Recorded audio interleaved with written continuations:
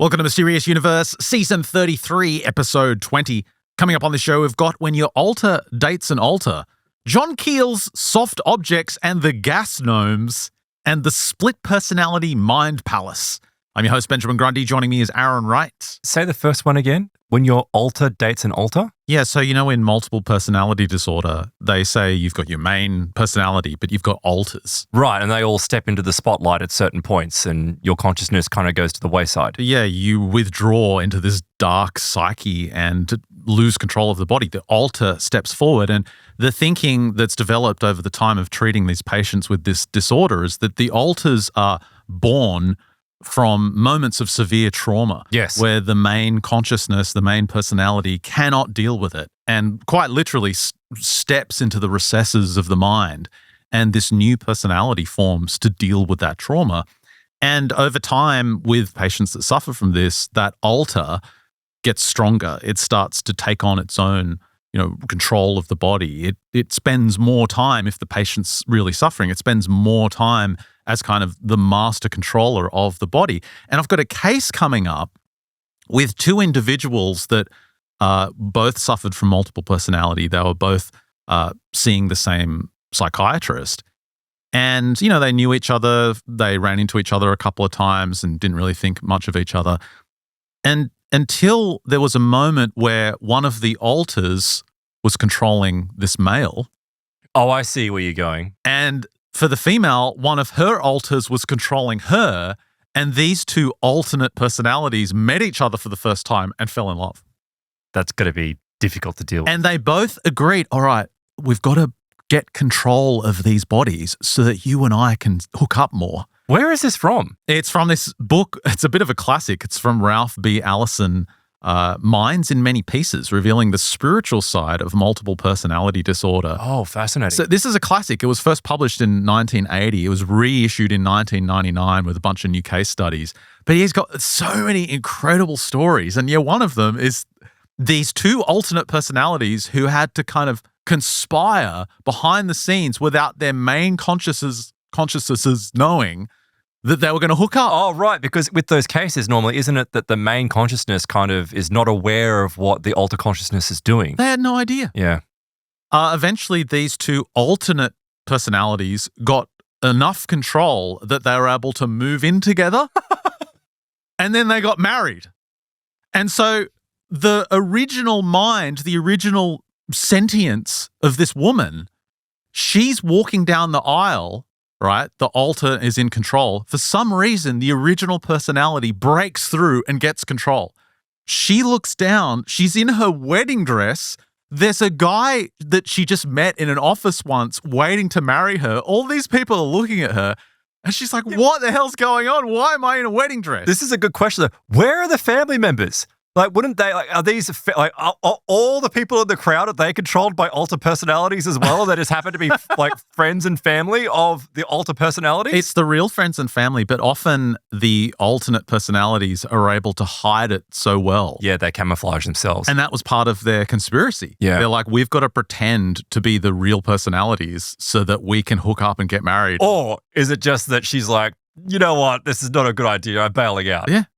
Like the last second. Like she's like, oh no, it's a multiple personality problem. It's a great story. I've got it coming up later on this episode. Fantastic. What have you got coming up? Well, I wanted to go into, last week we were talking about people's encounters with fae creatures and specifically in relation to trees. Well, I've got a little story that kind of jumps off from that, but it turns out it relates to something known as what John Keel called the soft objects. So this is like, it sounds dirty. Is it dirty? It's not dirty at all. Well, there are a couple of dirty stories. There is a bit of like gnome arse slapping going, and you just did the whole clown horn kind of movement with your hands there no one saw on camera. I didn't do it. No, I saw it. No one else saw it. But no, there's a bit of butt slapping from a gnome that comes in. But the reality is that these amorphous type of creatures, for whatever reason, they seem to manifest as gnome-type creatures. So we're going to go and cover some of these stories of where people think that their house is haunted with a poltergeist or, some type of weird, horrible, ghostly creature, and it just turns out to be a creepy little green gnome. Like over and over again. You got to admit, though, that gnomes have a very grabbable ass. Like historically speaking. No, the gnome grabs the ass of like a witness. Oh, the gnomes do it. Yeah, the gnomes doing it. Totally different scenario.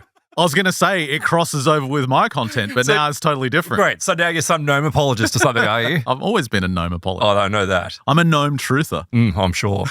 Very Well, let's get into this story. This is a great one. Ralph B. Allison, classic. And I got to give a shout out to Iculus, who sent me this on Twitter. He just said, look, yeah, you guys have been doing this for so long, but long shot, have you done this book before? Nope, never done it. And it's awesome. So thanks to him for sending this through. So Ralph Allison, again, psychiatrist, he practiced in California for decades. And he stumbled across these cases of multiple personality disorder. And this was in his practice. Yeah, this was in the 1960s. And there's basically not much known about it back then and not much in the literature. So it's like he was on his own. He's one of these guys who always put the benefits of the patient ahead of following the dogma of the psychiatric science. Yeah, please go and turn down the aircon. It's boiling in here already.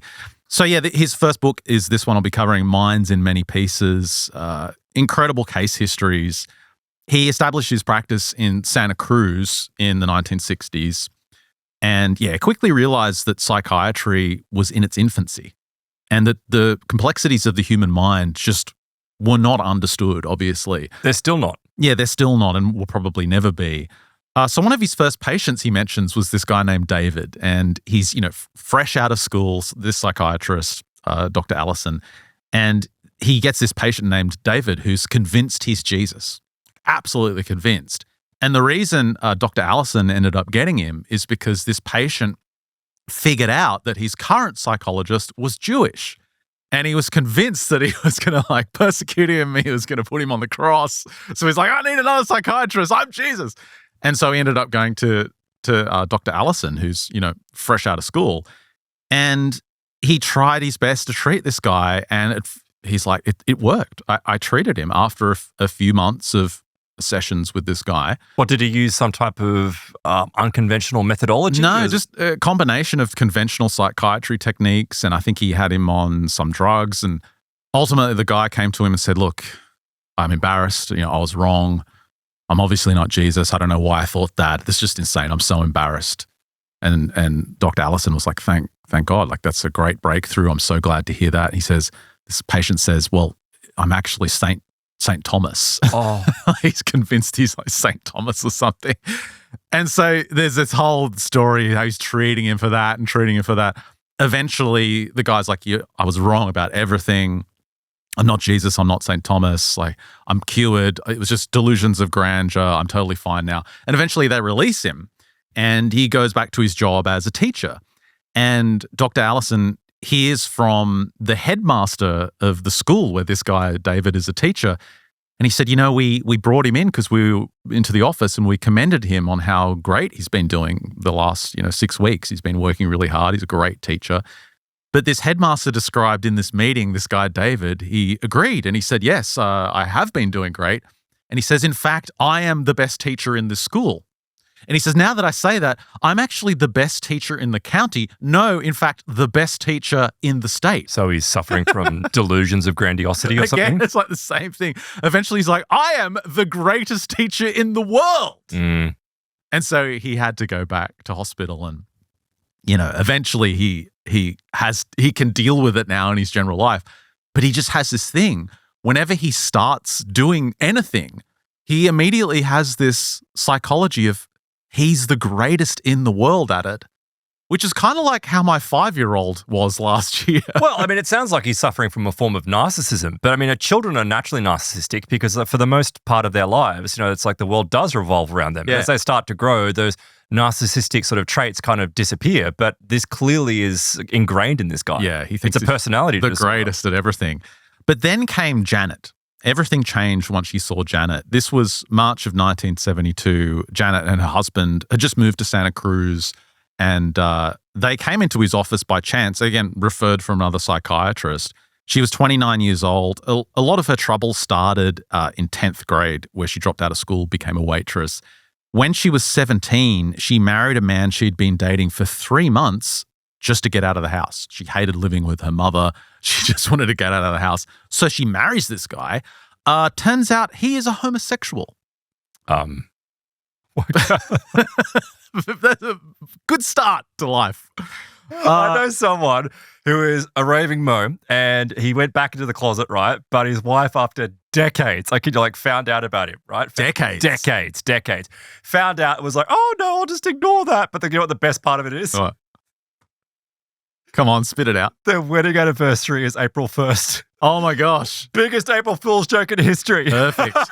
That is just perfect. Absolutely perfect. Well, obviously the marriage is a disaster. Of course. So she becomes very, very depressed. But part of her depression was understandable because she had a baby with this guy.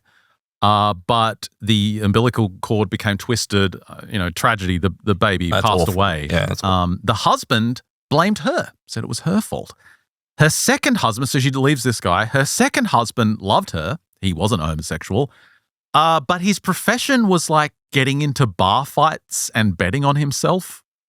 So he's like an MMA grifting fighter or something? He's kind of like Wolverine. Yeah, but making money out of it. But he doesn't have powers. He just makes money from bar fights. Does he throw them though? Is that what he does? Like he throws the fight on purpose? No, he just challenges people, and she said he was so good at it, we kind of made a meager living out of it. But that's his only flaw. He just is a bar fighter. He said, we began talking about the problems that had brought Janet to my office.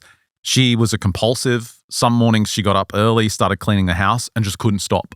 All day she's cleaning the house. At other times she became depressed and couldn't do anything, couldn't get out of bed.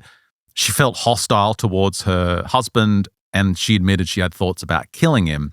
Even worse, she had fantasies about killing their children because they ended up having children together. Problem. She'd been already diagnosed with schizophrenia, but the drugs weren't helping. Plus, she didn't have the smell. Hang on, the smell? Did you know people that suffer from schizophrenia have a smell? No, I had no idea. I'd never heard of this. He said the chemical imbalance that apparently causes schizophrenia. Now, mind you, this book was published in the 1980, so I don't know if this holds up today, but he said... As in the neurochemical imbalance? Yes, it results in a body odor, and people who work around mentally disturbed patients, they eventually can spot it. You can sniff out a schizophrenic. Does it describe what the smell is like? No, apparently it's not a bad smell, but it's just distinct. And, nurses who work in mental institutions, they eventually start to notice it. She didn't have this smell, so maybe she was a manic depressive. She had a lot of those symptoms, but he ended up prescribing her lithium, and she didn't respond to that either. Now, keep in mind, he's been practicing now for 15, 16 years, and these treatments and techniques he's been using have been very effective with his other patients. Something different about this woman, she then winds up in hospital after a failed suicide attempt. She overdosed on pills, and he refers her to a colleague who specializes in manic depression because he's like, maybe this is, a little bit out of my league. I'll give it to someone else. The next evening, he said he's lying in bed and the telephone rings, and it's this female psychologist he referred this patient to. And she says to him on the phone, Ralph, you know what you're dealing with here, right? And he's, what are you talking about? Tell me. She says, this is a classic case of multiple personality disorder. And he's like, what? That's impossible. That's so rare. There's 5 cases in the history books. What are you talking about? And she says, no, I was met her in the hospital and I went to see her. She was talking about how she didn't belong in the hospital. She was walking about agitated, she said, saying there was nothing wrong with her. She was saying things like, she's the one that's depressed, not me. It's her, not me. Talking about this other person. She said she was talking in the third person like that, and I had the feeling she was talking about Janet. It was like there was somebody else, some other person in the body. It's a classic example. So he's like, I guess I'll see her first thing tomorrow. So he takes her back on as a patient, and he was shocked. This referral he had given, this was a psychologist psychiatrist, that he trusted implicitly. And so he meets Janet the next day in his practice, and she comes in, he remembers her, she's quiet, introverted, embarrassed about the suicide attempt. But she says to him, I don't even remember taking those pills. I have no memory of it at all. So it's her alter personality, which is suicidal? Is that what the suggestion is? Yeah, well, she's not suicidal because she says, my children need me. I love my children. I would never do that. And he eventually says to her, look, the psychologist you saw yesterday, she said, there's someone else in there with you. And she's like, what? I don't understand. What are you talking about? Now, Well, she probably wouldn't have any knowledge of it. well, he's never done this before. It's totally new to him. And he says, what I mean is there's someone inside your head, someone else sharing your body, and I'd like to meet that person if you can give me a little cooperation. And he's just totally winging it. She's like, all right, doc, what do you want me to do? And he's basically like, relax, close your eyes. Like tries to get her into a almost meditative, altered state maybe. And he wasn't sure what he was going to do. He said, I just needed to sound confident and try and get this alter out. And she eventually relaxed, and he says, okay, now I want to talk to whoever or whatever spoke to the psychologist last night. Come out on the count of 3. And he's like, 3, 2, 1. Just like trying anything. And on the count of 3, he said Janet's body stiffened. Her previously blank facial expression became hard and calculating. And her total face changes, and he hears this, okay, doc, what do you want? This totally different voice comes through, harsh, grating, loud. The stance was that of a woman who had seen and done so much that nothing could surprise her. And this voice is like, oh God, it's good to finally get out. And he's like, he said it was something out of a movie. It was like a complete transformation. Her tone, her voice, her mannerisms, everything was different. It was clearly not the same person. And he's like, oh, so you're not Janet? And this woman just smiles at him, stands up, stretches out her body, stretches her arms and legs, and starts walking around him, like checking him out, like looking him up and down. Do you think I'm that piss ass? She says. She moves over to the bed in the room, sits down, and spreads her legs apart, revealing everything from her skirt, and just starts like posing like a prostitute on the bed. Like she wants him to come over and have his way with her. And she's like, you're kind of cute. I bet you know a lot of tricks, big boy like you. He's like, all right, I'll admit it. I'm not exactly a 10 out of 10. He says, I'm a big guy, to put it politely. So he's fat, he's overweight, he's unfit. And she's acting like he's a perfect catch. He's like, who are you? Do you have a name? Name? Well, I guess you can call me Lydia. And the whole trouble with me, she said, is that I'm trapped in this piss-ass body and she doesn't want to do a damn thing that's fun. And so he has this back and forth with this woman named Lydia. She talks about how she loves drinking, dancing, going out and having sex with as many men as she can. That's the most important thing in life. He's like, when do you do these things? She says, whenever I can get control of the body, honey. And how does she get control? Well, she doesn't describe this at first. She just talks about it as in breaking loose. She says, I try and break loose every night, but I can't. She says, I'm getting better though. I'm getting out, popping pills, picking up men more and more. She says, one day I'm going to kill this bitch. Hell, she doesn't have any idea of how to have fun. If this body's going to get around and enjoy life, I'm the one who's going to take control of it. But this seems unusual in the sense that it's like, I guess a virus doesn't understand that if it kills its host, like it's in trouble, obviously. But this is the same kind of thing. It's like if she kills her host, she's gone too. That's the first thing he addresses. He tries to rationally explain, no, you're in the same body. So she doesn't realize. Well, she does, but she's just convinced that if she kills this maybe when she's Janet, saying, she'll take control of the body. Yeah, that's maybe what I'm thinking. Like she's saying that she's going to kill her, but it's like she'll kill the ego. Yeah.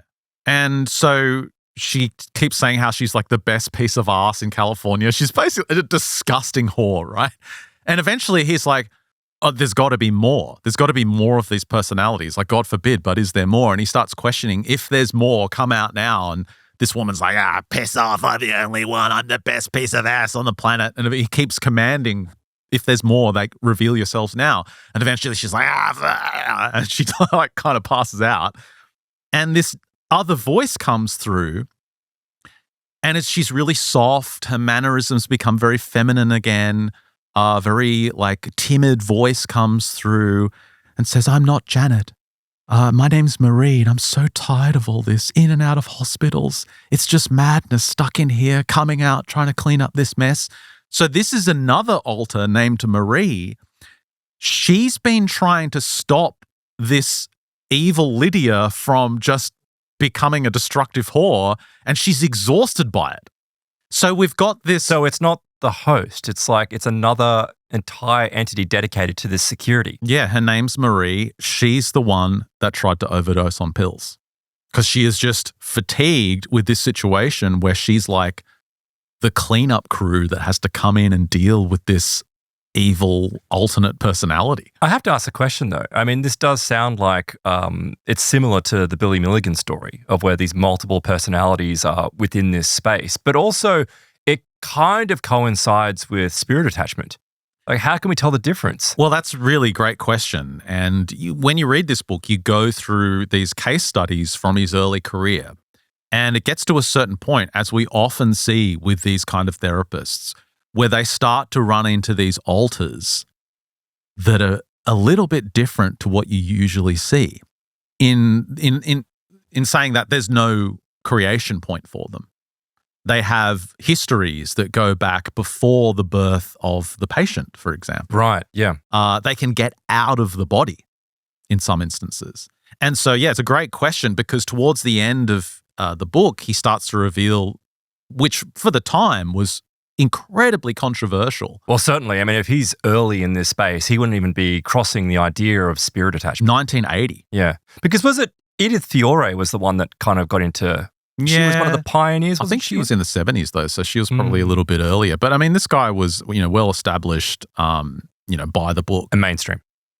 But by the end, he's like, yeah, there's some of these cases where they're clearly not alters. They're external spirits. These are cases of spirit possession. Well, when you hear of so many cases, like, as you pointed out earlier, is that the belief is that this splintering occurs as a result of a traumatic event. But I'm like, some of them, it's like, how many personalities can come from one event? Like, it seems like there's just too many for it to kind of, and maybe it could, but it's like it kind of aligns more with spirit attachment of where people just become magnets for these things. In many of these cases, in severe cases of multiple personality disorder, like there's one in one of his later books where he deals with 72 split personalities. Yep. And some of these patients, the main consciousness is so weak and withdrawn, any kind of trauma, their go-to reaction is to create an alter personality. Right. So, for example, if they get a speeding ticket, they can't deal with that. Yep.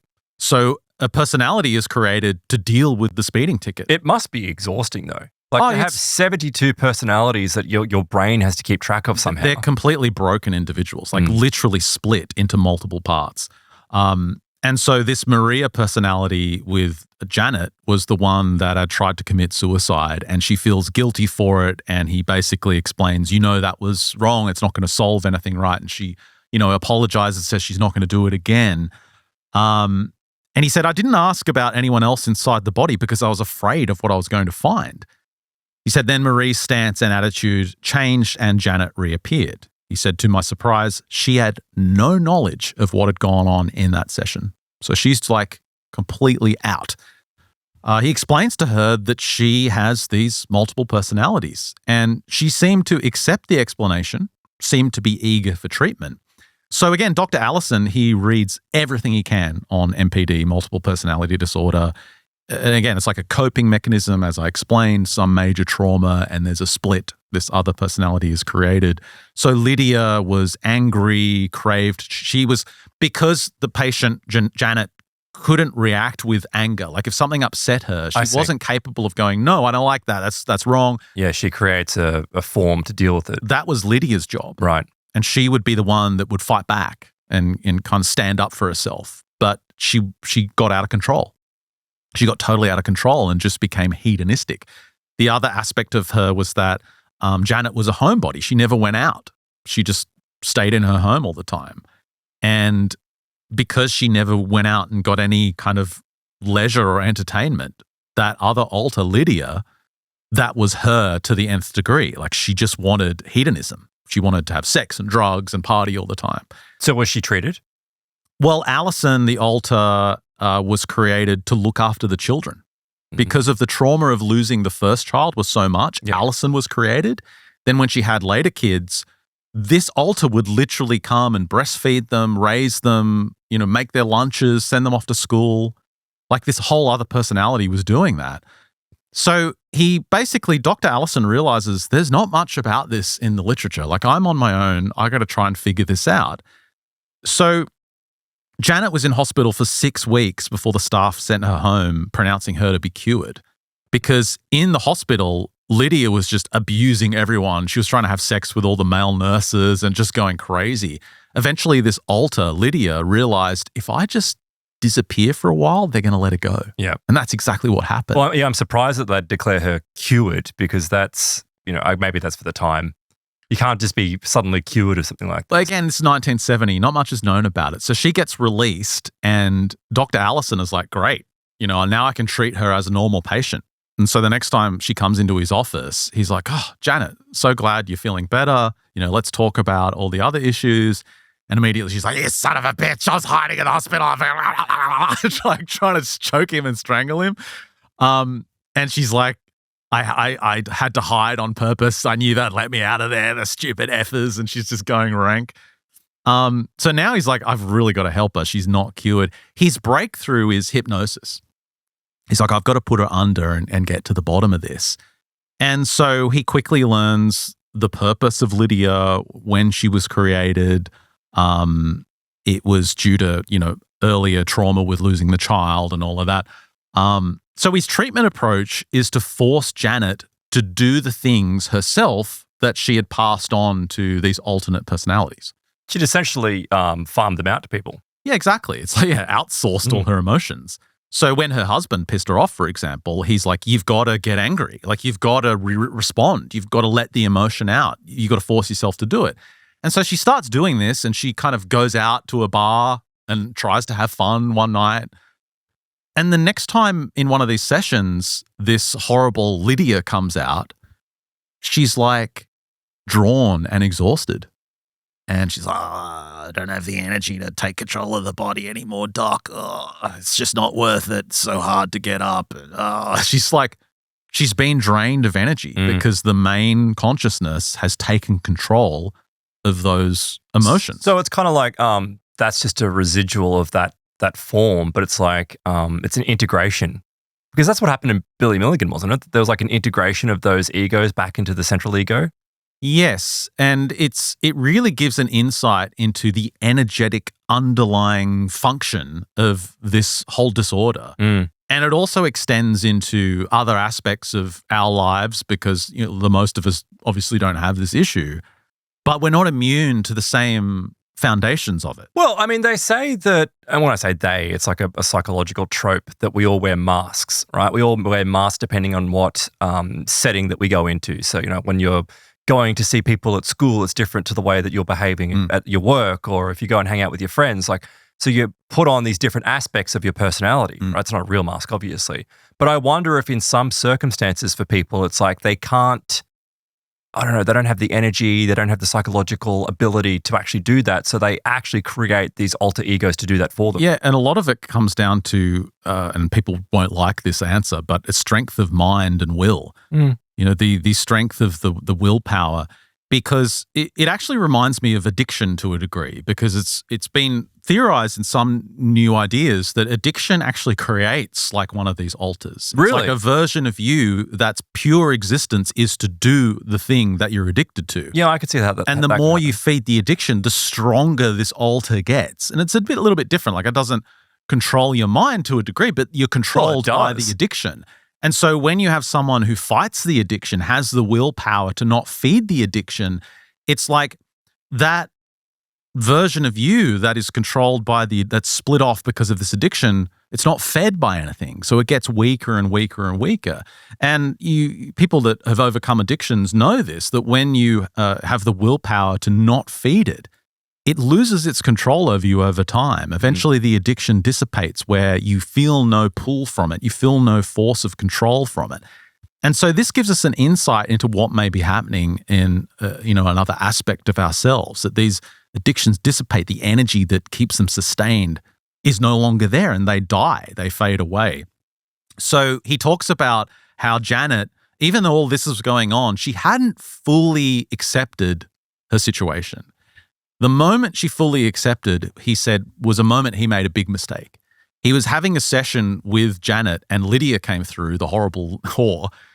And by the end of the session, he had another patient coming and Lydia wouldn't give control back to Janet, which was always the case. He always made her give back control. And because he's like late for the next appointment, he's like, all right, Lydia, well, off you go and just make sure you give control back to Janet. She's like, I promise I'll give control back to that bitch. And so she walks out of his office. She goes to her car, starts driving. And she's like, all right, it's party time. Oh. She just immediately goes to like Skid Row. She picks up 2 homeless men wanting to have sex with them. And he's like, that was the most disgusting, like piss stained on drugs. They stunk. And she gets them into her car and is like, all right, let's party, boys. Starts driving down the highway. These guys were so messed up on drugs. The guy in the passenger seat passes out. The guy in the back seat passes out. That sounds like that's a good thing. Lydia's driving down the highway and she's like, oh, this sucks. I'm not going to get any action now. All right, see you later. So she fades back into the background and Janet comes through. She's like, oh, yeah, because I'm on the highway. Ask, how does she know this? Like, how does she know this happened when she came back? But yeah, the fact that she came to driving in the car and there's a couple of hobos in the car. And she said this had happened often. She would just find herself in the car driving somewhere with no memory of how she got there. And so this is just one of those moments. And she's like, oh, I'm on the highway. And then she's like, what is that smell? Oh, it's disgusting. And she looks over and there's this disgusting hobo in the passenger seat. She's like, oh, she looks in the rearview mirror. There's another guy in the back seat. She's so freaked out by this. Yeah, you would be. She crashes. Like she runs into the ditch, into the median and, crashes the car. She's okay. But he says this is when it hits, that this is real. And he says this is required, like this acceptance is required. Otherwise, people just don't get better. Because again, they have to have that willpower. Yeah, that conviction. That conviction to stop these entities from getting stronger, these alters from getting stronger. Well, if these egos serve this purpose of dealing with, your anxiety and anger issues and that kind of stuff, well, you don't really want to get rid of them. Like, obviously, they're causing inconvenience and trouble for you, but do you really want to get rid of them when you don't have to deal with it? Dude, there's a case later where this woman ran a business and she was a beautician or something and she kind of hated it. So she'd go to work at 9 a.m. and it was like Severance. She would just walk in and this other worker would kick in and just do all the work, take care of the clients, and then check out at 5 p.m. Okay, I would want that. That works. I can deal with that. So if you could do that, I mean, that would be pretty cool. Yeah, you don't really want to wake up to a couple of hobos in your car. Yeah. So because she's got this conviction now, she really puts in her own effort to solve this. And one day, the doc, he gets a call and it's from Janet, but it's a different personality. And she says, you've got to call me. You've got to come over. I've got some information. So she calls, he calls back Janet the next morning. And she's like, I didn't call you. Who called you? And she's convinced it's Lydia. And so what Janet does is she comes up with this genius way of... What, masquerading as her? Well, she doesn't know. Janet just knows someone called the psychiatrist. So she came up with this method using a tape recorder. She would record herself on the tape and say, look, I want to talk to Lydia. Where are you? And then she'd press stop. Lydia would come into her mind and press record and start talking on the tape. Like a weird EVP. I mean, even though it's not, but it's like, yeah, you're using it to... And he got a copy of the tape. She gives him the tape. And it's this back and forth of Janet arguing with herself, but it's Lydia. These different persons. And Lydia's like, I didn't fucking call him, you bitch. I wouldn't do it. And she's like, who called him then? It wasn't me. And they're just having this back and forth for like 10 minutes. And eventually this other personality comes in that none of them have heard before. And she's like, I called the doctor. My name's Karen. And you're going to listen to what I say because I'm the only person that can help you. And so eventually he figures out there's this whole other entity. And yeah, her name's Karen. And she's what's known as the inner self-helper. She's separate to all these alters. She's something different. And he noticed that in every case, this entity would emerge. The inner self-helper. And we know from other healing modalities like internal family systems, for example, they call it like the higher self or the true self or something. This came about from Robert Moody's investigations into out-of-body states. There's the idea of this true self. This goes back to like ancient Daemon. Western philosophy of the daemon, there is a higher aspect of each of us that is the true individual. The game controller. And so what he did was he got Janet to come in while she was Janet and do a personality test on like a computer test. And then she got Lydia to come in. She's like, oh, I can do the test. She does the test. And she gets Karen to come in and do the test. And he gets a personality profile on each of them. He said the computer system, for whatever it was in the 70s, it rejected Karen's. It said she's lying because she was a perfectly balanced, like considered and you're not supposed to be perfectly balanced. which is impossible. Yeah. And the computer's like, they're lying. Yeah.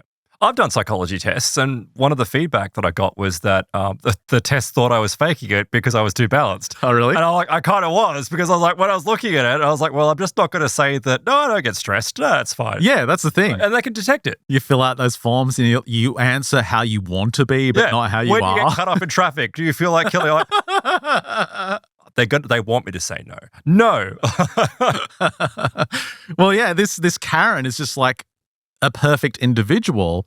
And he said, I believe that she was perfect because I eventually found in my other patients that she was the inner self-helper. This aspect is the best part of the individual, the conscience or the superego.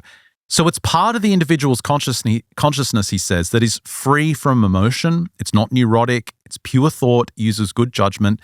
And he said one of the key things is it's always connected to God. It always acknowledges God. It acknowledges higher power, a higher being. It acknowledges spirituality. That's what guides it. That's a bit weird, though. Yeah. That then ties back to spirit attachment stuff. He just noticed this as a trend, like that higher self, it always had a spiritual goal in mind. It had like higher principles. One of his patients, ISHs, internal self-helpers or whatever it's called, internal self-helper, said, I am the conscience, I am the punisher if need be, I am the teacher. I will always be here, but I will always be separate. If I am gone, she is just a body. She can send part of me off and leave a small portion, but if all is taken, she is a shell. Now I am kept busy sorting out the different messes and problems created between these alter personalities. So yeah, it's a really important part of the whole understanding of this, that each of us have these, whatever you want to call it, but these true selves, these higher selves that are the real you, the real soul. But for the power that this thing seems to have, it doesn't appear to be able to just easily resolve this. Like, why doesn't it just like overwrite these other personalities? Why can't it like step in and clear it all out? Like, it seems like it's doing rather minuscule things. It's got limited control because, again, I guess it comes down to free will. Right.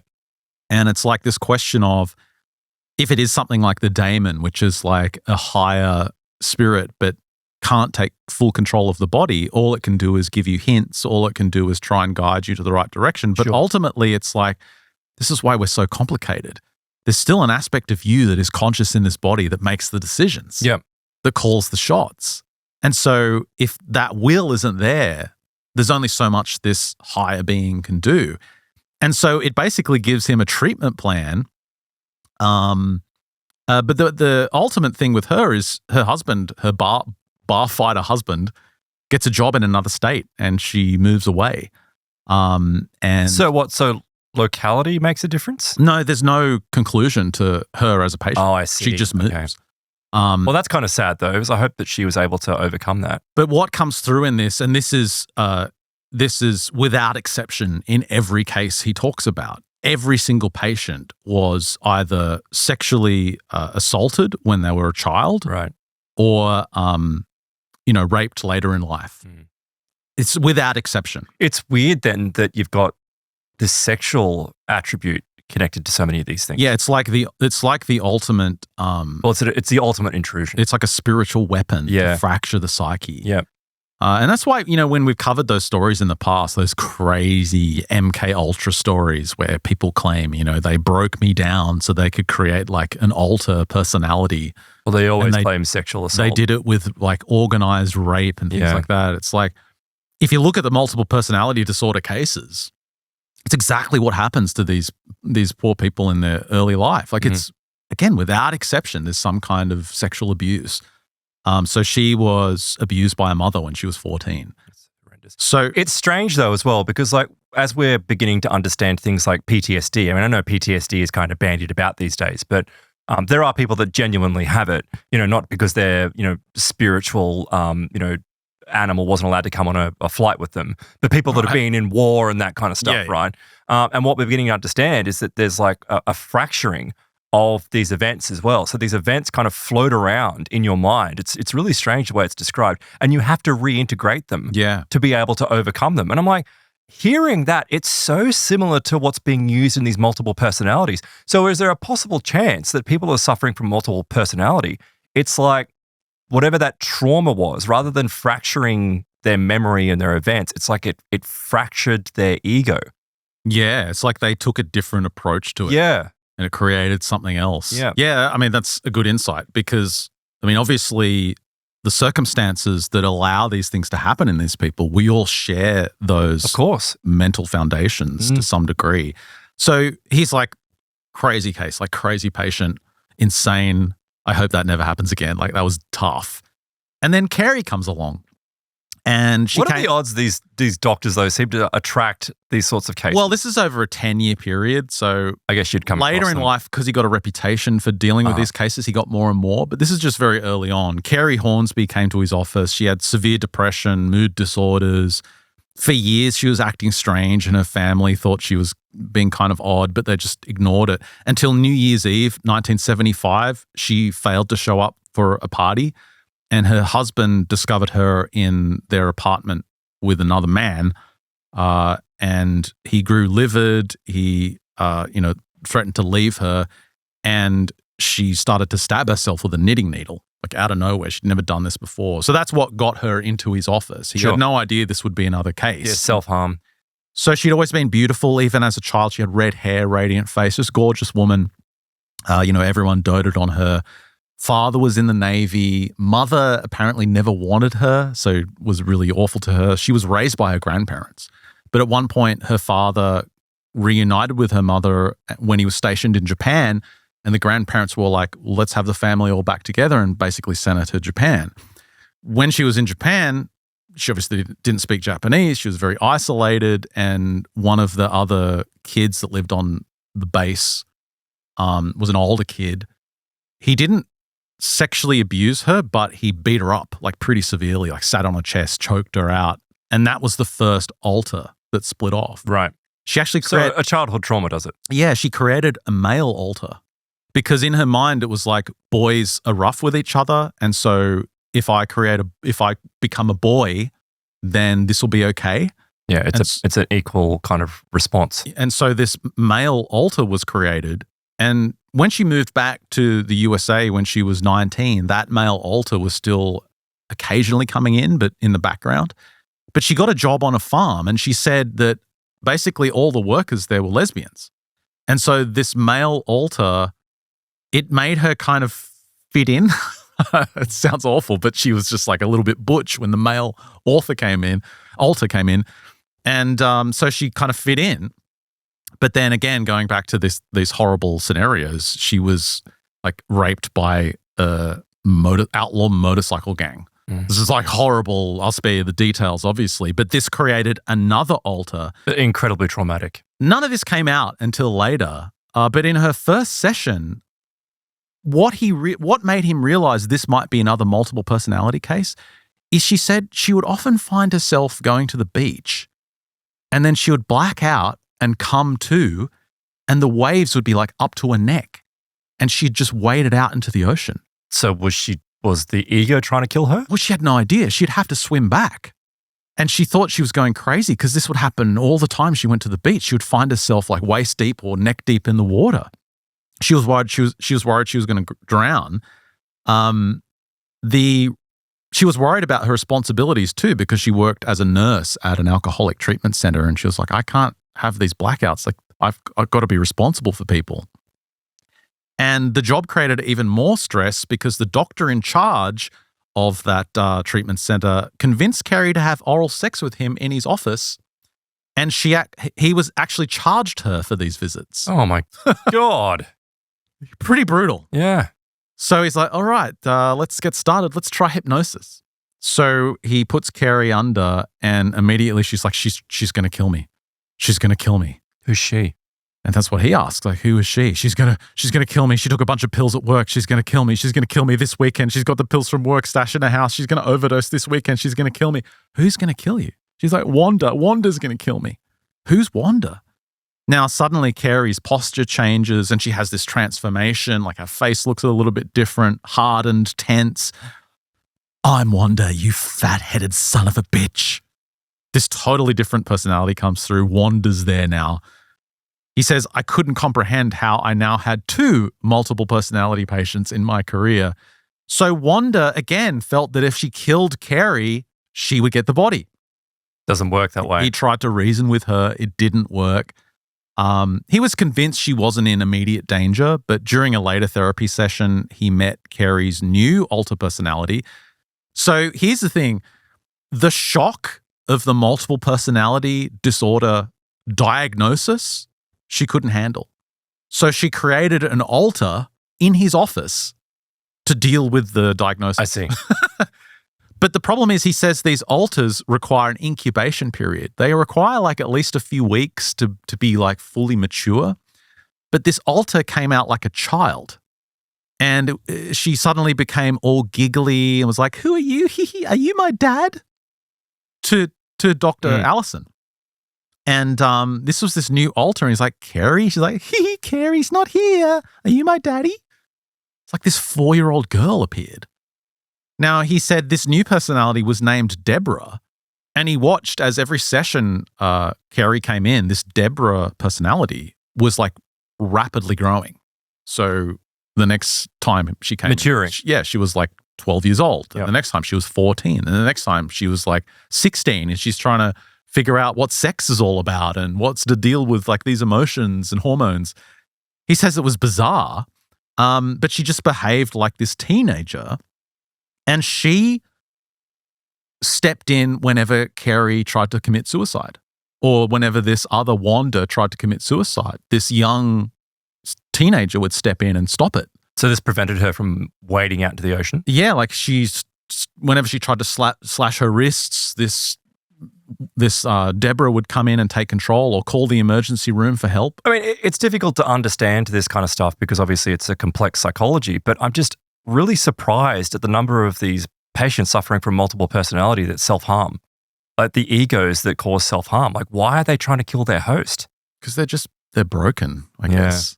They obviously do not understand that if they actually do that, it's not going to kill the ego, it's going to kill their habitat. Yeah, and it seems like the main personality is suffering, but so are the alters. Yeah, like of course hate they would. The situation as well. But she comes, eventually it's Christmas of 1972, I think it is, and she's hospitalized because she has all these alters and she just keeps switching every 30 seconds. It's just like crazy. So she's into the mental institution, and she's convinced that she's going to die on New Year's Eve, 1972. She's convinced she's going to kill herself. She's going to be strangled by one of these alters. She cannot get it out of her mind. And nothing he can do can help her. No drugs are helping her. So he discusses the case with another doctor friend, and the doctor's like, I've got this guy. He's a doctor, he says, but he's, now keep an open mind, he's psychic. And he remotely senses the patients, and he'll be able to tell you a lot about what's going on. So basically, this is what I like about Dr. Allison. Well, at this point, you'd take anything, wouldn't you? All he cares about is helping his patient. Yeah. And he knows, he's like, I don't believe this stuff. This is crazy, but I've got no other options left. If it helps my patient, I'm going to do it. And so he calls this psychic doctor, and the doctor's like, all right, give me her name, photo, and I'll scan her. And so and what does he find? It takes a couple of days, and this Dr. Leichman, his name is, he writes a letter back to Dr. Allison, and he's like, okay, I've scanned Kerry, and she's possessed by a depraved spook who took over her body 2 years ago after harassing her for some time previous. Some of these neurotic convulsions are a symptom of this entity that's working on her. He says the possession is quite strong now. This possessor comes from a woman who passed on from a drug overdose in New York in 1968. Her name's Bonnie. And this psychic doctor's like, you will not be able to do any kind of integration or help her in any way. Because it's not part of her. Exactly.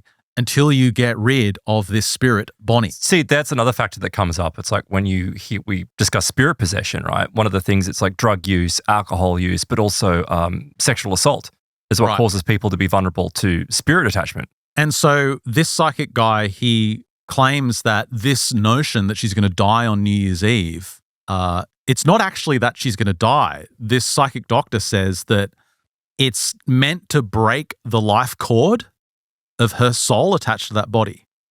And he says the reason this Bonnie spirit knows how to do this is that in a previous life, not the previous one, but one further back, she was an occult practitioner. Oh, so she knows how to cut that golden cord. No, the silver cord. And she learnt this technique. And so if Kerry is convinced she's going to die, that goes a long way. It's like the nocebo effect. Yes. She's convinced she's going to die. In some other dimension, that cord will be severed. And then this spirit Bonnie will get the body on New Year's Eve. And this doctor's like, that's what's going to happen unless you stop it. What can you do? And he's like, this is crazy. I don't believe any of this. Like, I'm a medically trained psychiatrist. Doesn't matter. But I don't know what I'm going to do. He's like, I guess I got to do an exorcism. He's like, I don't know how to do one. He's like, I guess I got to try. Does he contact the church? Well, he's running out of time because she's so gone. He's like, I've got to do something quickly. So he's like, okay, Kerry, I'm coming to your house. And she's like, okay, doc, I'd love your help. As he's running out of his office, he looks at his desk and for some reason, he grabs this crystal ball that he had gotten at like some medical fair a few weeks ago in a swag bag. And it's like a crystal, like a cheesy crystal ball with a chain on it. You like hang it from something, I don't know. And he's like, he just grabs it without thinking. He's like, maybe this will come in handy. He rushes over to her house and he has another doctor with him to like oversee everything. But he's like, okay, we're going to try something, Kerry. And he has no idea what to do. He's just totally winging it. And he's like, takes her under hypnosis and he's commanding that Bonnie comes out. Nothing happens. Bonnie doesn't want to come out. No sign of her, no alters, just nothing's working. It's like the spirit knows. The doctor that's with him is like, writes something on a piece of paper and he looks at it and it says, take her deeper. And he's like, I don't know what that means. But he tries it anyway. He's like, all right, Kerry, you're going to go even deeper. This seems to do something because at this moment, she becomes highly agitated. And he said she told me she wanted to get rid of Bonnie because she had no idea that Bonnie existed. It had never even come up. It was just a suggestion from this psychic. He hasn't even told her that Bonnie is a thing. Yep. And all of a sudden, she's like, I got to get it out of me. Please, doc. She's like, please, doc, you got to get her out of me. She's been with me for so long. She's destroying my life. You got to get her out of me. And she's begging for help. Now, so there's some knowing there? Yeah. For some reason, he's like, I gotta be authoritative. He's seen like the exorcism movies. The priest is like commanding, in control. So in a booming voice, he's like, I have to be commanding. He says, I command Bonnie, I command you to leave Kerry's body. Now, for his patient's effect, and he, in his mind, he's like, this is all like placebo. He just thinks this is like a psychological technique. It's theater. It's theater to help her break out of the psychology of it. He holds the crystal ball above her head. He's holding the chain. And he says, above your head is a crystal ball. He says, Bonnie, I command you to leave her body and go into the crystal ball. And he's like getting louder and louder. And he's staring at her. And he's like, wherever the spirits go there and leave Kerry. Go into the crystal ball. And he's like, God, in his mind, he's like, God, hopefully something will happen.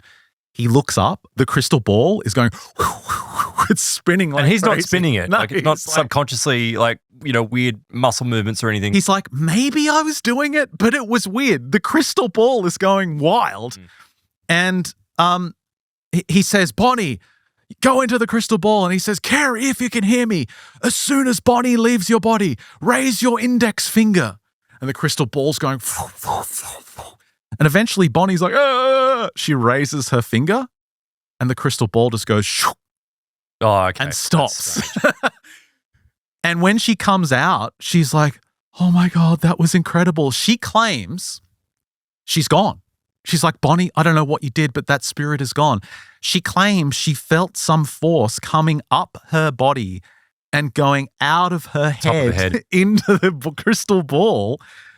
And he's like, again, this is all like hypnosis to him. This is all suggestion, not really real spiritually. He's a bit freaked out, but he's like, all right, Kerry, now it's gone and you will be back to your normal self and you will not be bothered by this spirit and you'll proceed with your integration with your other selves. I like his improv abilities. He just makes it up. Yeah. He said the whole thing took like 2.5 minutes. And What did he do with the crystal ball? well, he See, if it calls was now, you'd sell it on eBay. he calls the psychic doctor and he's like, he's holding it out. He's like, what do I do with this thing? The doctor's like, you must bury it immediately under the full under moon. full moon, yeah. So he has to go out into this local park and he digs a hole in the public park and he sees like an earthworm crawling in there and he thinks maybe the spirit will go into that, but he just buries this thing in the park. And I don't know if multiple personality earthworms are a thing, but you never know. well, the psychic doctor does another scan of her and he's like, you got her out. She was in the ball. Like you successfully got the spirit out. But he says, Kerry has her own darkness and this is not going to solve all your problems. You have to deal with her own darkness. And that's the thing as well. It's like people that are suffering from, a mental disturbance. It's like they will have this as like an added on, problem because they're already dealing with an emotional disturbance and that just leaves their auric field or, whatever the energy is vulnerable to these things. Well, eventually this ultra violent alter personality comes the through. the male that she created earlier. No, her name's Wanda Mm. and she tries to kill Kerry's husband. And he obviously leaves her. How? She tries to stab him or something multiple times and he just runs out of the house and leaves her. She divorces him and eventually marries a broke alcoholic guy. Why not? They're together for like 3 months. One day she flips out and this Wanda character takes control of Kerry's body and starts trying to kill him. And he's like struggling with her in the kitchen. Why hasn't she been institutionalized? Like if She's doing in and attempted out. murder. She's in and out. Okay. And she has these periods of like she's okay, but she's in and out of So she's being dealt with under mental health grounds. yes. Yeah. And so the new husband calls Dr. Allison and he's like, you got to get over here now. I don't know what's going on with her. She's totally changed. She's acting really strangely. Of course, Dr. Allison knows what's going on. He drives straight over. He proceeds to describe, like when he gets there, she's back to normal and she's like got her shopping bags and everything. And she's just come back from the shop. She's like, oh, Dr. Allison, it's so good for you to visit. How you been? And he's like, goes up and shakes her hand. And then she's like, I'm going to fucking kill you. I'm going to kill you. Like, trying to So this is another time in his career, though, where he's being attacked by a crazed person. She says it was like fighting Mike. Well, he says it's like fighting Mike Tyson. Yeah. Like Yeah, the energy. her arms were like metal rods. No, it's like they're on meth because it's like they have whatever the mechanism is for preventing muscle damage. It's like that gets turned off and it's just, crazy. She crunches him in the balls, like clocks him in the chin. He's down for the count. The husband's trying to hold her back. He gets knocked out. He calls the police. 2 cops arrive and she's back to normal. She's like, I don't know what happened. Are you okay, doctor? The police arrive. They're like, is everything okay? And they're like, we were just beaten up. Now this woman, she's like 5'1". And the cops are like, what? She beat you up? And they're about to leave. And she's like, thanks for coming, officer. I'm going to kill you. She starts fighting the cops. She knocks out one of the cops. It takes 5 police to take her down. Eventually, the only thing that gets them to take her down is occasionally a child alter would come in and be like, calm enough to be. do I get to ride in the police car? Will you turn on the siren? And this is like as she's strapped to the gurney and they're taking her to the, to the hospital. And then she's like, trying to kill them again. So You got to feel sad for these people, though. Like it must be a really it's awful thing to go through. They take her to the hospital and eventually she's discharged. She goes home. She had a stash of sedatives she had hidden. She took them all with a slug of vodka. Her new husband comes home, finds her dead in the shower. She killed herself. And he said, for me, Kerry's death brought a soul-searching reevaluation of who I was and where I was going. He said it was the most painful experience I've ever endured, and I wish to God I had been alert enough to prevent the suicide. He totally blamed himself. He said, I still had others who needed help. I moved forward, older, sadder, and with an ache in my heart that diminishes with time but will never fully disappear. And so I've really skimmed that story, but it's really brutal and he's really hurt by this. And he doubles down his efforts to really do anything he can to help these people. And through many patients, ultimately, he learns how to integrate. And it's usually through that internal self-helper, that higher being. Working with that higher being, he says every single patient has them. And if you can bring them out, they're like the ultimate psychologist. They know everything that's required to mentally and spiritually heal this person. And he says if you just work with them, you can achieve integration with these clients. One of his first successes was Babs. She was hugely obese, like 350-pound woman, like massive. She eventually came in and admitted to him that she would have blackouts. And get this, she admitted she missed an entire year of high school. From a blackout? Yeah. So who was driving for that entire year? One of the alters. The first alter she met was the one who raised her children. So it's like she would take extended breaks where these other personalities would come through. And is it just that she's in some void or? She just has no memory. Right. It's just gone. All that time's gone. But eventually this Tammy comes through and Tammy's the inner self-helper. And it's basically like, all right, these are all the issues you've got to deal with her. These are the alters. This is what we've got to do, doc. Help me help you and we can help me. And this is the first time he's like, all right, let's do everything you want. And he becomes to implicitly trust this internal helper. And he asks the question, like, it's a good question. Why should I trust them? Like, why should I believe this internal how do you know who is who? helper? And he says, because I verify the information they give me. For example, this girl that comes through, this Babs and Tammy the helper, Tammy comes in and writes him a big essay on her entire life. And this Tammy personality, this internal self-helper, is describing things that happened when she was 1 year old in a crib that she couldn't possibly know. But this higher being knows all of it. It's like this trauma is related to when she was 2 years old and she was in the crib with this dirty uncle who came in. It's like all of this is laid out. And he said in later hypnotic, sessions with the real patient and her psyche, all of these things were confirmed. Maybe not the really early ones, but all the other ones. So we just came to implicitly trust these internal self-helpers. And they were like the perfect psychiatrist in every individual. It's like they have this inbuilt spiritual guide to help them. So she successfully integrates this woman. And as he proceeds through these case histories, I just want to touch upon some of the fascinating aspects that appear. For one, there's like a mind palace, which is what I called it. But these altars describe where they go when they're not in control of the body. And it's like a realm inside your mind. That makes sense, though. I mean, as much as it sounds silly, it makes sense. Like each of them has their own room. And if they're like a destructive, evil personality, their room is like painted red and black and they've got like death metal posters and it's really dark. And then there's ones that are, like the helpers and they've got like a nice nursery set up with soft colors and they've got their own rooms. There's like a waiting room to get control of the body. Oh, so that's like the spotlight. Yeah, they describe this room and there's like some of them say there's nice couches in there and there's like a water bottle thing and you get your water and you just got to wait. It's like the waiting room. And that's where you basically enter into the consciousness. You get control of the body. They say if you're in control of the body and there's an alter who wants to take over, you start to get a migraine. And this is always, these migraines come through. And you can fight against it, but the migraine keeps getting worse and worse Which and worse. is debilitating as well. And then they relinquish themselves, they give into it, and then the alter can jump in from the waiting room, take control of the body. They describe there's like areas within this realm inside the person where you just don't go. They're like, there's these dark areas with these strange shapes in the darkness, things looking at you that you can't see. There's these odd structures. It's almost like they're describing weird monoliths in these regions within the person. One alter said if you touch them, they actually hurt you, they damage you. Are they like thoughts or is it? He doesn't know. I can't begin to imagine what it would He doesn't know. It's like this dark hell realm within the individual. And there's things lurking there waiting to get out.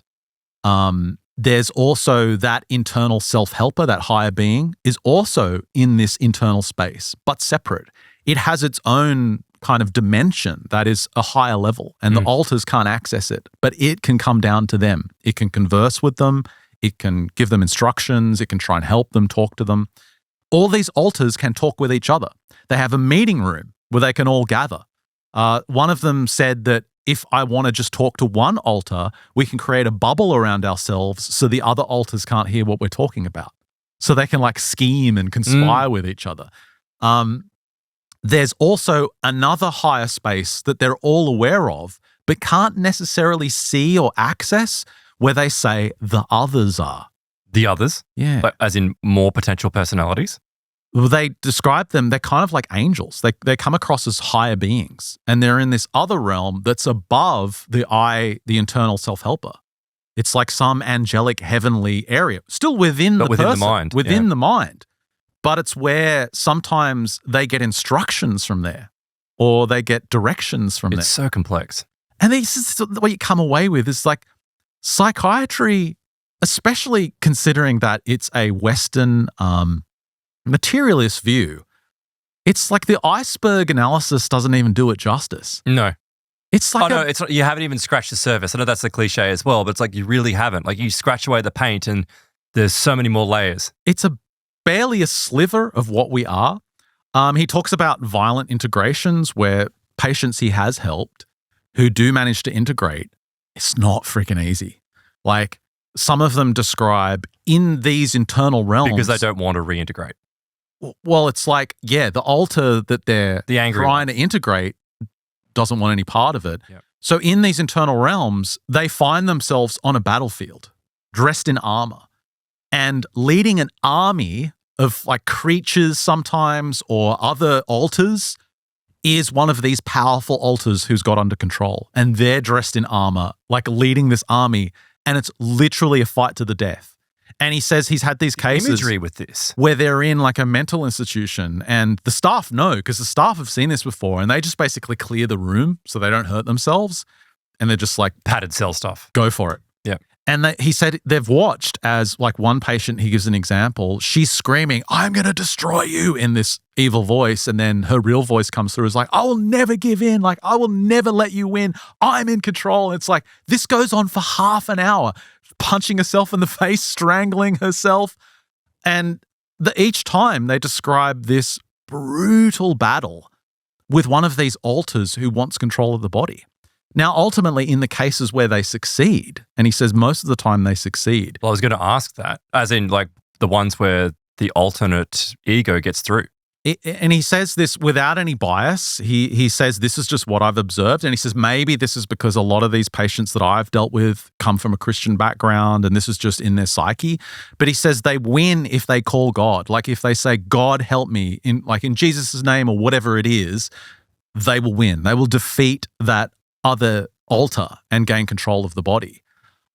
So that's why he that's why he says this. There's a spiritual aspect to this. That's the title of the book, the spiritual nature of this. So, would calling upon a higher power, people can be agnostic about this kind of stuff. Does that work as well? Well, or is it specifically like a westernized Christian thing? Well, again, he says that's just the cases he's had. Right. So he doesn't mention a case where it's like, I call on, Gaia, Mother Gaia, Buddha or whatever to fight. I presume it would be the same because it's the same principle. You're calling on God. I guess it doesn't matter what your faith is. But these are very violent integrations. There's a fascinating section at the end where he talks about male cases, right? So one of them I mentioned to you earlier, Mark Petrov. He came in because he lost, all he remembers is leaving work. He comes to, and he's standing in someone's yard he doesn't recognize, and there's a house in front of him, and it's on fire. It's just completely burning down. He's like, where am I? What's going on? He looks down. He's holding a can of gasoline, and he's got a lighter in his hand. Oh, no.